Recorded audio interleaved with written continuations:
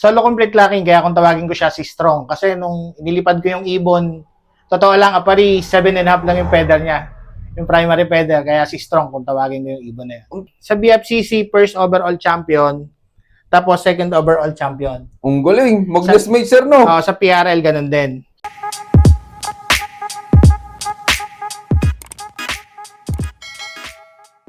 Magandang araw mga kalapatids. Ako nga pala si Brian Stevens, Pigeon Fancier ng Laguna. Yun, syempre, bago ulit natin simulan tong video to, sir, maraming salamat po sa pagpapaunlak na makapag-loop visit tayo.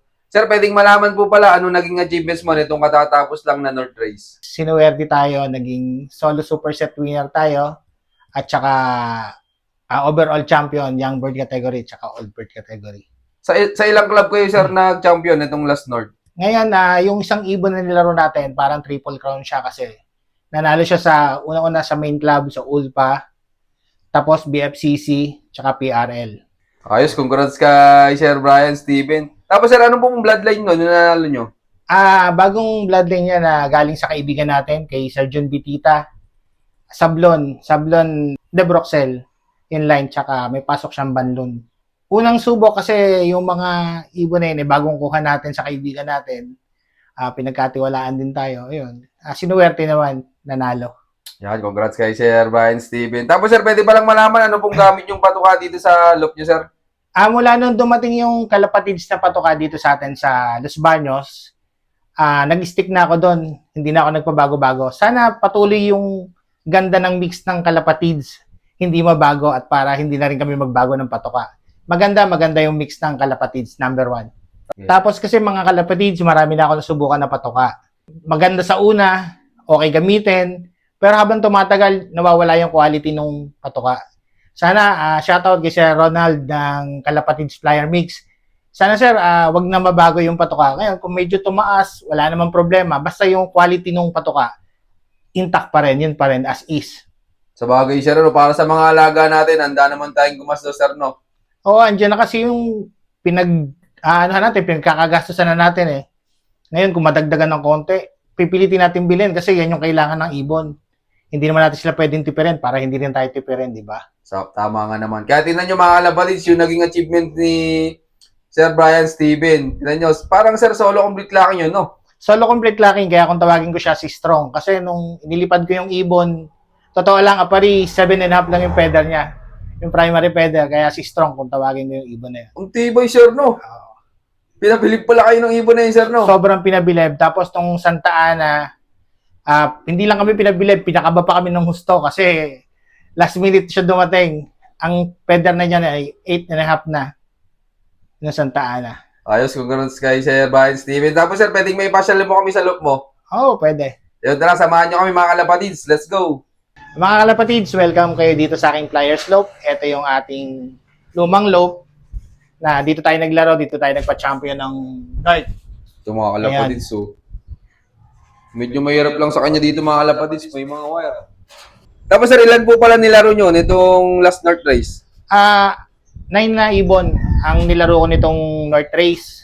Ang napatapos naman natin, awa ng Diyos, 4. Ang clock natin ng Santa Ana, 2. Tapos nag-second day bird yung 2. Pero yung 3, pumarte naman ng survival. Soul pa. Ayos. Tapos sir, di ba ikaw din ni pumarte ng superset yung second lap pa lang, no? Pumarte na kami, pero yung total talaga na, ako yung solo superset winner sa dulo. Tapos sir, anong mga katasta ng panalo nyo nitong last North Race? Nagpapasalamat tayo dahil nanalo tayo dyan, sa Panginoon. Hindi tayo pinabayaan. Yung hiling natin, syempre lahat kami nananalangin ng mga time na yon.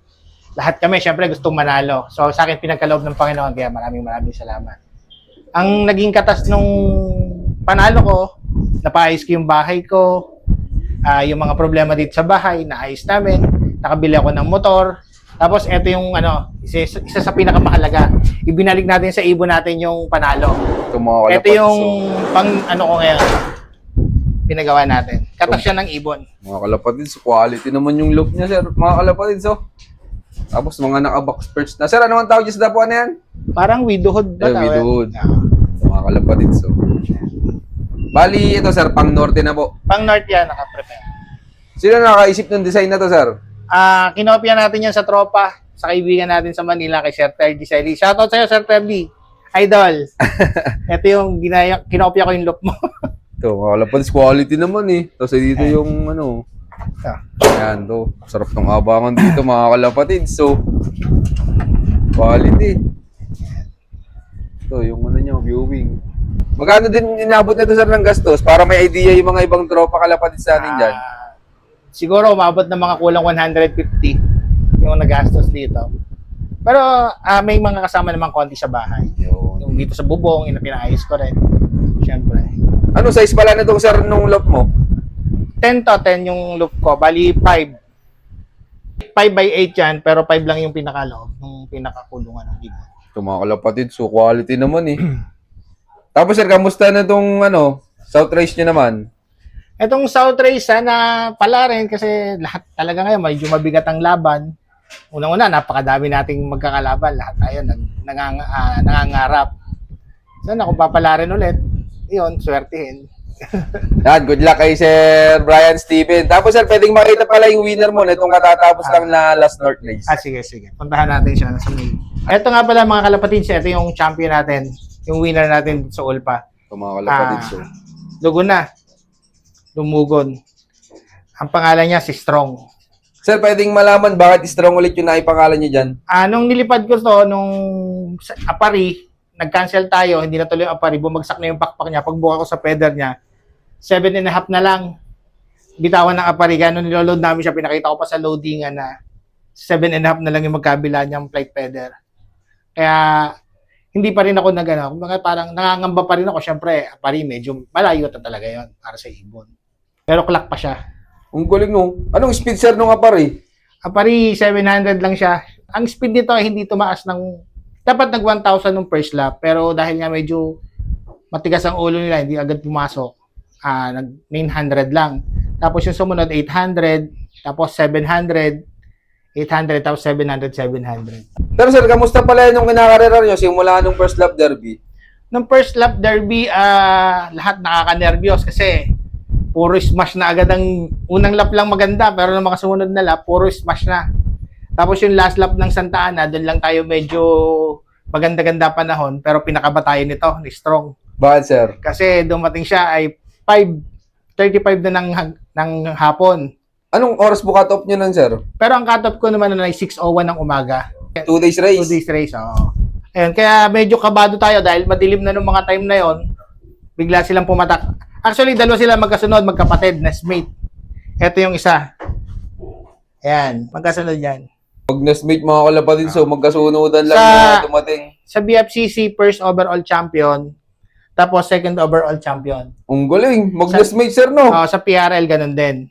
Sa all pa lang siya medyo naging malayo ang category. Pero dito sa dalawang club natin, dito sa ng Ulpa, nag-first at saka second yung magkapatid. Tapos Yeah. ito maganda, mga kalapatid. So, solo complete locking to. Logo na nga pala. At tingin mo, sir, anong mga edad ng ibon na yan? Ito naman ay pumapalo na siya ng mga 1-year-old na. Mahigit. At least, sir, ikaw pala, hindi ka nagdedepende rin kasi inabot ka nung baksak nung pakpak eh. Nagpepede rin talaga ako, totoo lang. Pero nitong time ng North, kasi alam ko sakto yung breeding ko, yung pagbe-breed ko sa kanila, kaya ang naging sistema ko, hindi na ako nagbunot. Ang katigasan lang ng ulo ko, may nakita na akong may putol na dito, hindi ko sila binunot. Gawan sabi ko, mabagsak na rin. Hanggang sa nung bumagsak, nung Apari na. Hindi ko na rin sila mabunot kasi gawa ng derby na eh. Nasa second lap na, ganon. Tsaka nga pala, sir, kukunti na live no, no? Kaya talagang kinarga mo, no? Oo, kasi unang nag-live, parang 22 kami nung nagpartihan. Tapos nung sumunod na Tugig Araw ata, parang 6 na lang kami Na live, sir. na live. Tapos nung Apari, ako na lang yung nag-clock doon sa 6. Kaya naging solo super set winner. Ang tibay nito, mga Ito kalapatid. siya yan. 7.5 ang pakpak nung Ang Apari. lupit. Ang bangis, mga kalapatid. So, Ang ang wala lang sa kanya nun, yung dulo. Ito. pero hirap ibon nun, sir, no? At saka isa dito sa may gitna, parting gitna nun. Tapos hindi pa per weather nun, sir, no? Santa Ana nga lang pinakamagandang weather nun, tsaka yung first lap nun. Yun lang ang pinakamagandang weather. Pero nung Santa Ana, munti kang pa ibon mo, sir, kasi gabi na, no? Oo, 5:35 dun dumating, kaya sobrang tuwa ko. Tsaka napayak talaga ako dito. Siguro, sir, maraming nananalangin na wag mo, no? Lahat kami, syempre nananalangin. Hindi naman natin maaalis sa mga bawat player yun eh. Lahat tayo gustong manalo. So, yung pagpapakaloob ng Diyos, sabi nga eh, nasa akin yung pagpapala. Yan. Congrats kay Sir Brian Steven. Tapos sir, ano palang ginawa mong preparation bago ikarga nung last lap, nung Santa Ana? Nung nagbumagsak na yung pakpak niya, nakita ko yung nung loload ko na siya ng apari. Hindi ko na siya tinigilan ng toss. Mula nung napatigil ng halos araw-araw tinotos ko siya. Pero malalapit lang. Ilang kilometer sir? Tansya mo lang. Kalamba lang ako ng kalamba. Hindi ko kinakailangan na ilayo kasi ang sa akin naman kailangan nila maipagpag yung katawan nila at saka masanay siya na yung kulang ng pakpak niya ay magamit niya. Kumbaga parang masanay siyang ganun yung pakpak Oo. niya sir. Yun yung ginawa ko sa kanya. Pinrepair ko siya sa ganun. Pero hindi ko siya inilayo. Ang pinakamalayo ko talaga kalamba lang. Tapos ano yun sir, may first fly pa pag nalipad dito sa kanila? Wala na. Pinabayaan ko na lang sila tapos nag-open loop na lang ako pagdating ng tanghali. Okay. Tapos sir, ano po yan? Anong lap mo binigyan ng asawa? Bali, hindi ko sila, natural pairing siya eh. Nag-pair siya sa akin, third lap na. Doon nagkaroon siya ng, tapos nung third lap, namamaris na siya. Ang swerte ko naman ito, nung kapari na, paitlog na yung asawa, kaya umuwi rin siya nung kapari. Adi nung Santa Ana pala sir, naglilimlim. Nalimlim na sila ng Santa Ana. Timing sir, no? Oo. Kaya pag uwi niya nung kaya lang, hindi ko na rin naman tinuloy yung itlog. Kasi sabi ko nga ginawa ko lang pang motivate. Yun. Tapos sir, anong balak mo na sa ibon mong yan sir? Ilalaro mo pa ba o pang breeder na? Eto siguro, ang bala ko dito, habang buhay na to dito kasi napakalaking achievement, napakagandang achievement na ibinigay nito para sa akin. Oo sir, tinan nyo, napaiyak kayo sa tuwa sir, no? Oo naman, sobra. Tsaka hindi lang to pati yung kapatid niya. Yan, nestmate. Pareho silang Eto yung kapatid niya. Tapos unang gamit mo ba sir sa magulang na nila, no? Oo, una. Ito naman mga kalapatid yung nestmate to. Ilang points po yan sir? 4 points siya. 4 points. Kaya, Tapos second overall sir, no? second overall siya ng BFCC tsaka PRL. Ito, mga kalapatid. Cross big pa nga siya, hindi pa nga siya normal. May ano pa yung tama yung tuka niya. Nakatagilid ng Oo, mga konti. kalapatid. So, kita naman sir, yo. Pero to may Paris din. Adi, yung look mo pala sir, sama na yung hen tsaka kak. Oo, gano'n naman ako maglaro. Magkasama yung kak at tsaka hen. Ano yun sir, kunyari first lap, may nangitlog na panlaban mo. Inaalisan mo ng itlog o hinahayaan mo maglimlim? Binapabayaan ko lang sila maglimlim pero pinapalitan ko sila ng dummy egg. Meron akong dummy egg. Okay, may naka-ready pala. May mga dummy egg tayo. Galing sa tropa natin yung dummy egg kay Legend Illustre. Shoutout sa'yo pare. Team Eki, shoutout. Ito mga kalapatid, sa alamin naman natin yung diskarte ni Sir Brian Steven sa karera. Sir, maraming salamat po.